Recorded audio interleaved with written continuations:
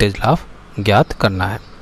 तो AC voltage लाभ ज्ञात करने के लिए हम RC युग्मित प्रवर्धक का तुल्य परिपथ खींचेंगे। यह परिपथ खींचने के लिए हमें निम्न बातों का ध्यान रखना पड़ता है। अर्थात अगर हम इसके इक्विवेलेंट सर्किट की बात करें तो इसका इक्विवेलेंट सर्किट आगे हम दिखा रहे हैं। तो ये RC युग्मित प्रवर्धक है, तो ऊपर हमारा ये RC युग्मित प्रवर्धक है और नीचे हमारा AC तुल्य सर्किट दिया हुआ है। तो इस तरीके से जो ये सर्किट्स हैं इनमें हमें परिपथ खींचने के लिए कुछ बातों का ध्यान रखना होता है। तो जैसे पहला है कि सभी युग्मन संधारित्र तथा बाईपास संधारित्र को हमें क्या है, शॉर्ट सर्किट करना होगा। अर्थात जितने भी कपलिंग कैपेसिटर या बाईपास कैपेसिटर हैं उनको हम क्या करेंगे, शॉर्ट सर्किट कर देंगे, जैसा कि हम यहाँ कर रहे हैं। हमारे पास कपलिंग कैपेसिटर है ये, और ये बाईपास कैपेसिटर है, ये बाईपास कैपेसिटर है। तो इनको हम देख रहे हैं कि सर्किट में हम क्या कर रहे हैं, शॉर्ट सर्किट कर दे रहे हैं। ये हमने करा यहाँ पर करा, तो ये हमने क्या किया हुआ है, शॉर्ट सर्किट किया हुआ है। और ये इस तरीके से है, ये है, तो ये भी हमने क्या किए हुए, शॉर्ट सर्किट कर दिए हैं। तो हम जितने भी हमारे कपलिंग कैपेसिटर और बाईपास कैपेसिटर रहते हैं इनको हम शॉर्ट सर्किट कर देते हैं। दूसरा पॉइंट है हमारा कि जो DC पावर सप्लाई रहती है उसको भी हम लघु परिपथ अर्थात शॉर्ट सर्किट से रिप्लेस कर देते हैं। और AC तुल्य सर्किट बनाने के लिए हम क्या करते हैं, BCC को भी क्या करते हैं, शॉर्ट सर्किट कर देते हैं, जिसके कारण जो बिंदु 1 रहता है हमारा, जो यहाँ पर बिंदु पॉइंट 1 दे रहे हैं हमारे फिगर में, इस फिगर को आप देख रहे हैं, यहाँ पे आपका जो बिंदु 1 है ये क्या हो जाएगा, अर्थिंग हो जाएगा, अर्थात भू योजित हो जाएगा, इसके साथ कनेक्ट हो जाएगा और कनेक्ट होके क्या है, ये अर्थिंग में आ जाएगा। तो यहाँ पे BCC और हमने क्या किया, BCC को शॉर्ट सर्किट कर दिया। तो इसलिए जो R1 और R2 हैं हमारे, ये R1 और R2 हैं, ये दोनों बेस तथा भू के बीच दिखाए गए हैं। तो यहाँ पे हम R1 और R2 को शो कर रहे हैं, तो वो हम बेस के बीच में और ग्राउंड के बीच में इन्हें शो कर रहे हैं, जैसा कि ये फिगर में शो हो रहा है। तो इस तरीके से जो बिंदु 1 है इसके ग्राउंड हो जाने के कारण क्या है, जो हमारा RC1 है, जो C1 है ये, तो ये C1 को और ग्राउंड के बीच में शो कर रहे हैं। जो C1 को है इसको हम C1 और ग्राउंड के बीच में शो कर रहे हैं, जो ये हमारा RC1 रहा, ये हमारा RC1 रहा। तो इस RC1 को हम किसके, ग्राउंड और C1 के बीच में शो कर रहे हैं। इसी कारण जो RC2 है ये हमारा RC2 है, यहाँ पर RC2 ये है, तो इसको भी हम क्या है, C2 और ग्राउंड के बीच में हम शो कर रहे हैं। तो इसके साथ ही जो संधारित्र रहते हैं इनको शॉर्ट सर्किट कर दिया जाता है। और RE के समांतर जो है हमारा, जो RE के समांतर ये रह रहा है, तो यहाँ इसमें आपका RE है, तो जो ये RE के समांतर रह रहा है, CE होने के कारण क्या है, CE को हमने शॉर्ट सर्किट कर दिया, तो ये हमारा शॉर्ट सर्किट हो जाता है। तो ये E2 पॉइंट है, तो RE समांतर है, इसे हमने यहाँ पर शॉर्ट सर्किट कर दिया, अर्थात लघु परिपथ कर दिया। CU को शॉर्ट परिपथ, जब हमने क्या किया, CE को ये शॉर्ट सर्किट किया, तो RE को हमने क्या है, परिपथ में नहीं दिखाया है। यहाँ पर क्या है, सिर्फ E2 पॉइंट हम शो कर रहे हैं। यहाँ पर हम सिर्फ E2 पॉइंट को शो कर रहे हैं। यहाँ पर हम शॉर्ट सर्किट मतलब जो हमारा CE था उसको नहीं दिखा रहे, ना RE को हम शो कर रहे हैं। तो किसी प्रतिरोध के समांतर में जब लघुपतित अर्थात शॉर्ट सर्किट होने के कारण जो कॉम्बिनेशन का तुल्य प्रतिरोध रहता है वो क्या हो जाता है, शून्य हो जाता है, और दोनों एमीटर क्या है हमारे, भू संपर्कित हो जाते हैं, जैसा कि यहाँ पे हो रहा है। ये दोनों क्या है, भू संपर्कित हो गए हैं। तो इस तरीके से जो प्रतिरोध है RE का, वो अगर शॉर्ट सर्किट हो जाता है तो उसका अगर हम कॉम्बिनेशन करके फिगर देखें तो उसका फिगर हमारे लिए मिलता है कुछ इस तरीके से मिलता है कि जो हमारा आर था और कैपेसिटर था, ये सब हमारे क्या था, शुरू में पैरेलल में थे। हमने क्या किया, ये आर रहा, ये हमारा कैपेसिटर रहा, तो ये इस तरीके से है। तो करंट जो है वो जैसे शॉर्ट सर्किट हो जाने होता है, तो शॉर्ट सर्किट हो जाने पे क्या है, लो रेजिस्टेंस का पाथ फॉलो करेगा, तो करंट इस तरीके से फॉलो होगा। तो ये जब इस पाथ को फॉलो करेगा तो हमारा आर ई के यहाँ पे कोई ज़रूरत नहीं रह जाएगी। तो हम क्या करेंगे, हमने इसीलिए आर ई को शॉर्ट सर्किट, मतलब आर ई को ना दिखाकर एक लाइन दिखाई है जहाँ पे क्या है, हमारा प्रतिरोध आर ई भी शॉर्ट सर्किट हो गया है। उनका ये है इनका ट्रांजिस्टर का एच परिमाप समतुल्य। तो यह लगभग जो मॉडल है लगभग होने के कारण इसमें एस सी और एच आर ई को नगण्य माना जाता है। तो जो हमारा एस सी और एच आर ई ने नेगलेक्ट माना जाता है और ट्रांजिस्टर को हाइब्रिड मॉडल से रिप्लेस किया जाता है। तो जब हम इन्हें रिप्लेस करते हैं तो देखते हैं कि जो हमारा R1 और R2 है वो समांतर में है। तो जो हमारा R1 और R2 है वो समांतर में है। तो जो हमारा RAC2 equal to RC2 parallel RL, तो RC2 into RL upon RC2 plus RL, जहाँ RAC2 दूसरे स्टेज का प्रत्यावर्ती भार प्रतिरोध है और द्विपद स्टेज प्रवर्धक की अगर बात करें तो कुल लब्धि ज्ञात करने के लिए प्रत्येक स्टेज की लब्धि का मान अलग अलग ज्ञात करेंगे और पहले दूसरे स्टेज की लब्धि का लाभ ज्ञात करेंगे। तो इस तरीके से जो एकल स्टेज वोल्टेज प्रवणता रहती है, इसका वोल्टेज लाभ जो होता है वो AVI equal to HFE into RAC upon HIE होता है। इसी कारण जो दूसरे स्टेज का लाभ है वो क्या हो जाएगा, AV2 HFE into RAC upon HIE हो जाएगा। अब पहले स्टेज का लाभ AVI ज्ञात करने के लिए हम RAC1 ज्ञात करना पड़ेगा। तो यहाँ हम देख रहे हैं कि जो पहले स्टेज का लाभ है उसमें हमने RAC1 ज्ञात करना है। तो चित्र को ध्यान से देखने पे पता लगता है कि पहले स्टेज का AC भार प्रतिरोध 3 प्रतिरोधों के समांतर संयुक्त रूप से है और ये तीनों प्रतिरोध हमारे क्या हैं, RC1, RB और HIE हैं। अर्थात जो हमारा RAC1 है वो RC1 किसके पैरेलल में, RB के और HIE के। तो इस तरीके से जो हमारा 2 स्टेज एम्पलीफायर है इसका कुल लाभ जो होगा वो A1 इंटू A2 होगा। तो यहाँ पर AV1 का मान पहले प्रवर्धक के व्यक्तिगत लाभ से कुछ कम होता है। इसका कारण यह है कि जो हमारा RC1 रहता है तो RC1 के समांतर में दूसरे स्टेज का निवेश प्रतिबाधा HIE और बेस प्रतिरोध क्या है, RB आ जाता है, जिससे उसके RAC1 का मान कम हो जाता है। तो यदि दो प्रवर्धक कपलिंग किए जाते हैं तो दूसरे स्टेज की इनपुट प्रतिबाधा पहले स्टेज की लोड प्रतिबाधा के समांतर में आ जाती है। तो इससे क्या होता है, इससे प्रथम स्टेज का प्रभावी लोड प्रतिरोध कम हो जाता है और प्रथम स्टेज का वोल्टेज लाभ भी क्या है, कम हो जाता है। इसको हम लोडिंग इफेक्ट कहते हैं। अब हम बात करते हैं frequency response curve of RC coupled amplifier. तो ये हमारा RC युग्मित या RC कपल्ड प्रवर्धक का आवृत्ति अनुक्रिया वक्र है या फ्रीक्वेंसी रेस्पॉन्स कर्व है RC कपल्ड एम्पलीफायर का। तो RC कपल्ड एम्पलीफायर का इसे हम आवृत्ति अनुक्रिया वक्र शो कर रहे हैं। तो RC युग्मित प्रवर्धक के आवृत्ति अनुक्रिया वक्र को हम 3 भागों में विभाजित कर सकते हैं। पहला निम्न रेंज, लो फ्रिक्वेंसी रेंज, दूसरा मध्य आवृत्ति रेंज, मिड फ्रिक्वेंसी रेंज, तीसरा उच्च आवृत्ति रेंज, हाई फ्रिक्वेंसी रेंज। तो इस तरीके से ये हमारे 3 रेंज में होते हैं। तो ये सारे इसमें रेंज दिए गए हैं। ये हमारा लो फ्रिक्वेंसी रेंज, ये हाई फ्रिक्वेंसी रेंज और ये हमारा मिड फ्रिक्वेंसी रेंज कहलाता है। तो इस तरीके से जो RC प्रवर्धक का आवृत्ति अनुक्रिया वक्र को हम देखते हैं तो देखने से पता चलता है कि जो वोल्टेज लाभ है वो क्या है, निश्चित रेंज में रहता है।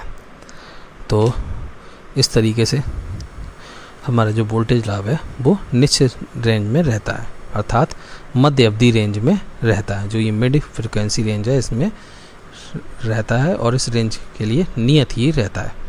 तो इस रेंज में जो वोल्टेज लाभ रहता है इस वोल्टेज लाभ को मिड फ्रिक्वेंसी गेन या A मिड भी कहते हैं।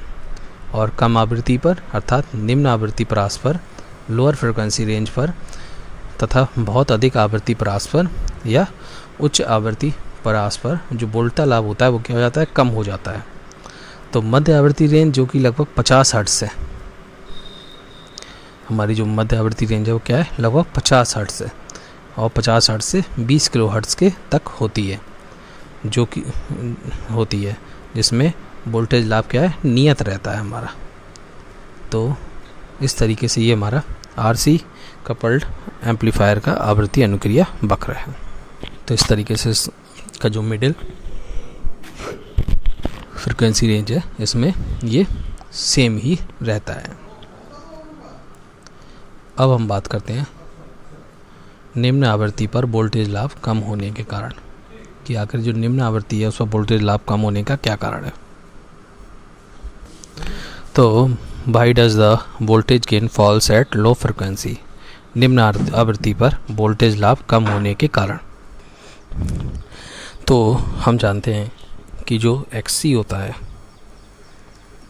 1/ωc होता है, इक्वल टू 1/2πfc।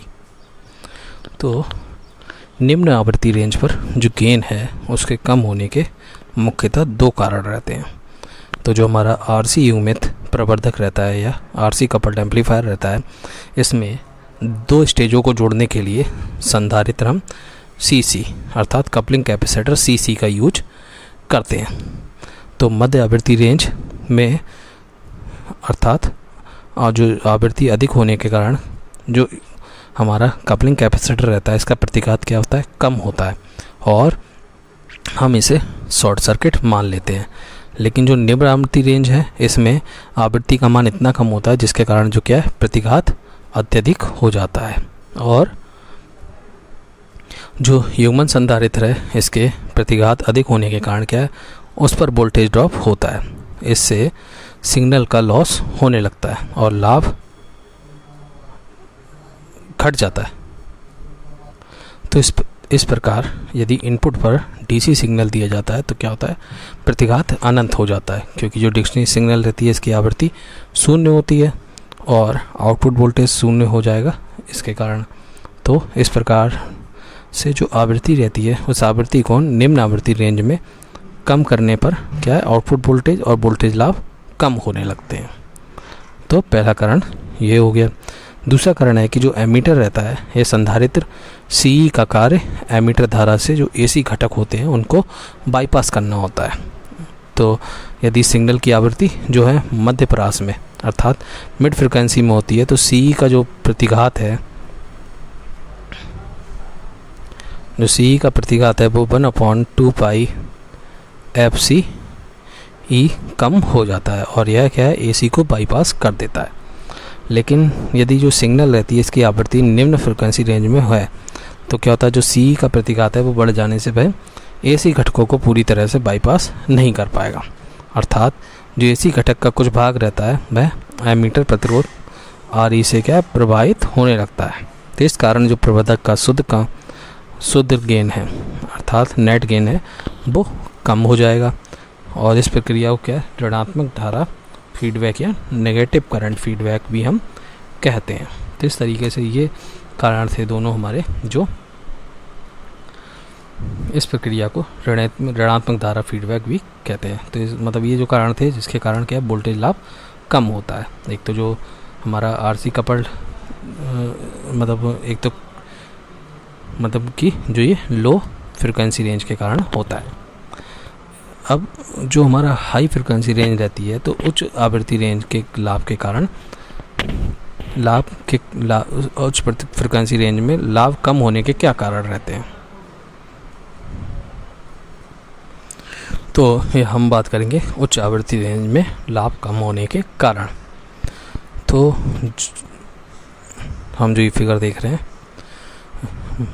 इस जो मतलब जैसा कि जो आवृत्ति अनुक्रिया वक्र है उससे पता चलता है कि जो उच्च आवृत्तियों पर हाई फ्रिक्वेंसीज पर रेंज पर जो लाभ होता है वो क्या होता है, कम हो जाता है। तो जिसके क्या कारण है, तो इसका पहला कारण है कि जो किसी भी ट्रांजिस्टर में बीटा का मान होता है वह बीटा का मान आवृत्ति पर निर्भर करता है और बीटा का मान अधिक आवृत्ति पर बहुत कम हो जाता है, जिससे क्या है जो हमारा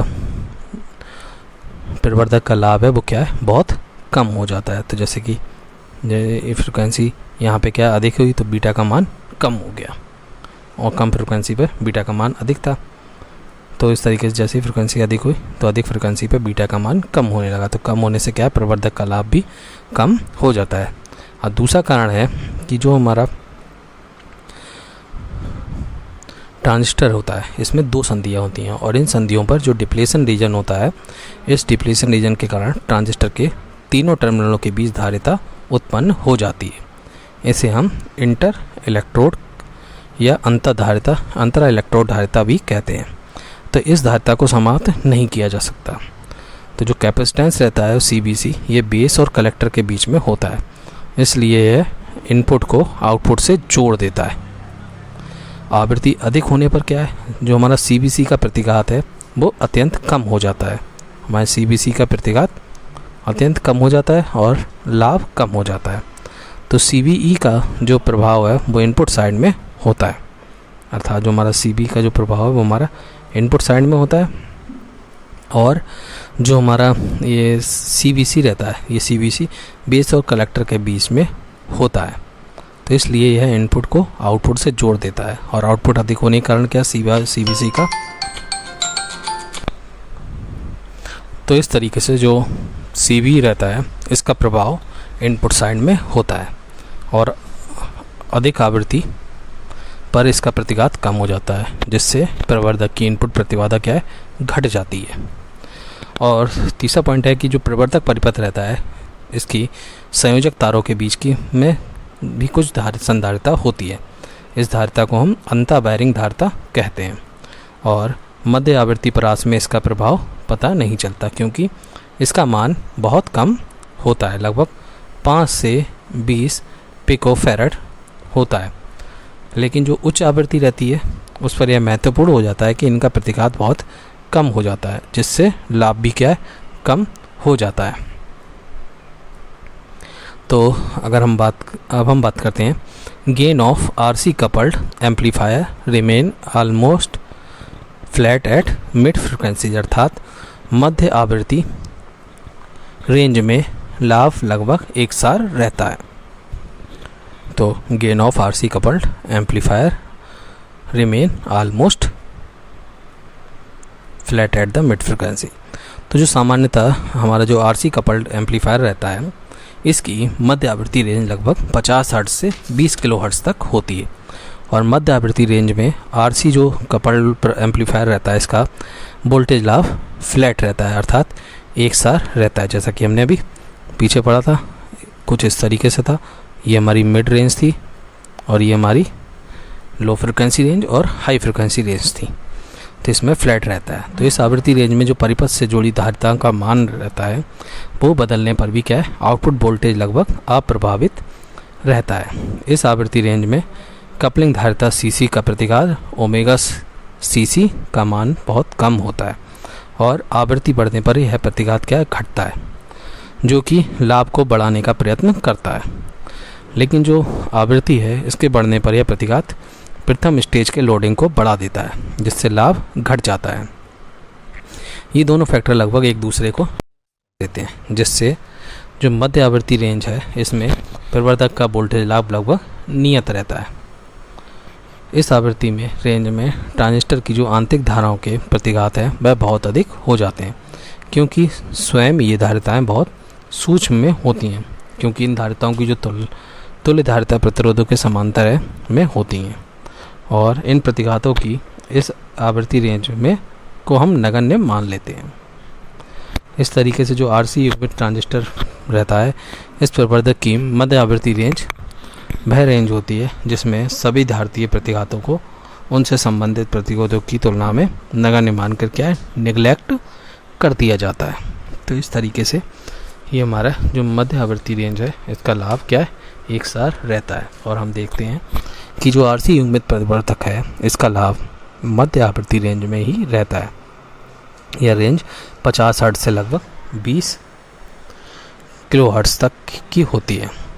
यदि आवृत्ति को 50 हर्ट्ज से कम करें अर्थात लो फ्रिक्वेंसी रेंज की ओर जाएं तो 20 किलोहर्ट्ज़ से अधिक अर्थात उच्च आवृत्ति की रेंज की ओर जाएं तो लाभ बहुत कम हो जाता है। तो इस तरीके से ये हमारा जो था gain of RC coupled amplifier remain almost flat. अब हम बात करते हैं बैंडविड्थ की कि बैंड चौड़ाई क्या होती है, बैंडविड्थ क्या होती है। तो बैंडविड्थ तो जो आरसी कपल्ड एम्पलीफायर रहता है इसकी आवृत्ति अनुक्रिया वक्र को देखें तो उससे पता चलता है कि जो उसका लाभ है वो मध्य आवृत्ति रेंज के लिए ही नियत रहता है। उच्च आवृत्ति और निम्न आवृत्ति में यह लाभ क्या है, घट जाता है और इसलिए आवृत्ति की वह सीमा तय करने की आवश्यकता होती है जिसके भीतर क्या है, प्रवर्धक के लाभ को अच्छा कहा जा सके। तो यदि किसी आवृत्ति का पर प्रवर्धक की लाभ उसकी अत्यधिक सीमा अर्थात जो हमारी जो होती है ए मिड इसकी 70.7% से अधिक हो तो लाभ को क्या है, अच्छा कहा जा सकता है। और मध्य आवृत्ति क्षेत्र के दोनों ओर की जो आवृत्तियां हैं बस के मान जहां पर प्रवर्धक का लाभ अधिकतम लाभ का 70.7% होता है हो जाता है वो क्या है, हमारी कट ऑफ फ्रिक्वेंसीज कहलाती हैं। तो चूंकि जो हमारा FU और FL है यह कट ऑफ आवृत्ति है और इस पर प्रवर्धक का लाभ अधिकतम लाभ क्या है, 70.7% होगा। और FL चूँकि उच्च छोर पर है तो इसे उच्च कट ऑफ आवृत्ति कहते हैं और इन फ्रिक्वेंसीज के अंतर को FU माइनस FL बैंड चौड़ाई या बैंडविड्थ कहलाती हैं। तो अगर बात करें बैंडविड्थ की तो बैंडविड्थ या बैंड चौड़ाई वह आवृत्ति रेंज है जिसमें प्रवर्धक का वोल्टेज लाभ उसके अधिकतम लाभ का 70.7% या उससे अधिक होता है। तो प्रवर्धक की बैंडविड्थ वह आवृत्ति होती है जिसमें उसका वोल्टेज लाभ अधिकतम लाभ से 3 dB कम हो जाता है। अर्थात कितना कम हो जाता है, 3 dB। तो अगर कट ऑफ आवृत्तियों की बात करें तो कट ऑफ आवृत्तियाँ वह होती हैं जिन पर प्रवर्धक का वोल्टेज लाभ उसके अधिकतम मान का 70.7% हो जाता है। तो इस तरीके से ये हमारे बैंडविड्थ और कट ऑफ फ्रिक्वेंसीज थी। अब हम बात करते हैं आरसी जो कपल्ड एम्पलीफायर है इसकी मेरिट्स और डीमेरिट्स की। तो अगर इसके मेरिट्स की बात करें तो इसका आवृत्ति अनुक्रिया वक्र बहुत अच्छा होता है और इसका लाभ पूरे ऑडियो रेंज में लगभग नियत रहता है। तो इस प्रकार जो ऑडियो रेंज में प्रयोग करने के लिए हम आरसी कपल्ड एम्पलीफायर सबसे अच्छा होता है और इसमें प्रतिरोधों और संधारित्रों का प्रयोग होता है जो अत्यंत सस्ते होते हैं। तीसरा है प्रतिरोध और जो संधारित्र रहते हैं ये आकार में छोटे होने के कारण क्या परिपथ छोटा होता है। अगर इसके दोष की बात करें तो जो हमारा ये कपल्ड आरसी कपल्ड रहता है इसके लिए संधारित्र का प्रयोग करते हैं और संधारित्र को प्रतिघात निम्न आवृत्ति पर बहुत अधिक होता है, अतः जो निम्न आवृत्तियों के लिए इसका प्रयोग हम नहीं कर सकते। दूसरा यह प्रतिबाधा मैचिंग प्रदान नहीं कर पाता और इसकी आउटपुट प्रतिबाधा बहुत अधिक होती है। यदि प्रवर्धक के आउटपुट पर लाउड स्पीकर लगा हो तो क्या होता है, स्पीकर को बहुत कम शक्ति प्राप्त होती है। अर्थात यदि प्रवर्धक के आउटपुट पर अगर हम लाउड स्पीकर का यूज करें तो जो स्पीकर है उसको बहुत कम शक्ति प्राप्त हो पाएगी। अगर इसके एप्लीकेशंस की बात करें तो जो आरसी कपलिंग स्कीम है इसकी मुख्य अनुप्रयोग ऑडियो प्रवर्धकों में होता है। तो जैसा पहला हो गया रिकॉर्ड प्लेयर, दूसरा हो गया टेप रिकॉर्डर, तीसरा हो गया पब्लिक एड्रेस सिस्टम, चौथा हो गया रेडियो रिसीवर, पांचवा हो गया टीवी रिसीवर। तो इस तरीके से ये सब चीज़ें रहती हैं जिनमें हम इनका यूज करते हैं। तो इस तरीके से ये हमारा आरसी कपल्ड एम्पलीफायर हुआ। इसमें यदि दो स्टेजेस को कपलिंग कैपेसिटर सीसी द्वारा युग्मित किया जाता है तो क्या है, इसे हम आरसी कपलिंग कहते हैं। और आरसी कपलिंग एम्पलीफायर का जो गेन रहता है वो लोअर और हाई फ्रिक्वेंसी रेंज में गेन लोअर और हायर फ्रिक्वेंसी रेंज में घटता है, जबकि जो मिड फ्रिक्वेंसी रेंज है इसमें कांस्टेंट रहता है। अगर हम फ्रिक्वेंसीज़ की बात करें तो जिन फ्रिक्वेंसीज़ पर गेन का मान मिड बैंड गेन का 70.7% हो जाता है उन फ्रिक्वेंसीज़ को कट ऑफ फ्रिक्वेंसीज़ कहते हैं, और अपर कट ऑफ फ्रिक्वेंसीज़ और लोअर कट ऑफ फ्रिक्वेंसीज़ के बीच की रेंज को हम बैंडविड्थ कहते हैं। तो जो लोअर फ्रिक्वेंसी रेंज है, इसमें आरसी कपल्ड एम्पलीफायर का गेन कम होने के जो कारण हैं, उसमें पहला कारण कपलिंग कैपेसिटर की प्रतिबाधा का उच्च होना होता है, और जिसके कारण क्या है, एसी सिग्नल पास नहीं कर पाता है। दूसरा, बाईपास कैपेसिटर की रिएक्टेंस हाई होने के कारण क्या है, नेगेटिव फीडबैक उत्पन्न होता है, जिससे क्या है, गेन घट जाता है। और जो हाई फ्रिक्वेंसी रेंज है, उच्च आवृत्ति रेंज, इसमें आरसी कपल्ड एम्पलीफायर की गेन क्या है, कम होने के कारण है कि इंटर वायरिंग कैपेसिटेंस के प्रतिघात का मान क्या है, कम हो जाता है, जिसके कारण क्या है, सॉल्टिंग होना है। दूसरा, इंटर इलेक्ट्रोड कैपेसिटेंस के प्रतिघात के कम हो जाने से क्या है, टर्मिनल्स के मध्य धारा का लीकेज हो जाना है। तो इस तरीके से ये हमारा आरसी कपल्ड एम्पलीफायर का टॉपिक था जो कंप्लीट हुआ। Thank you.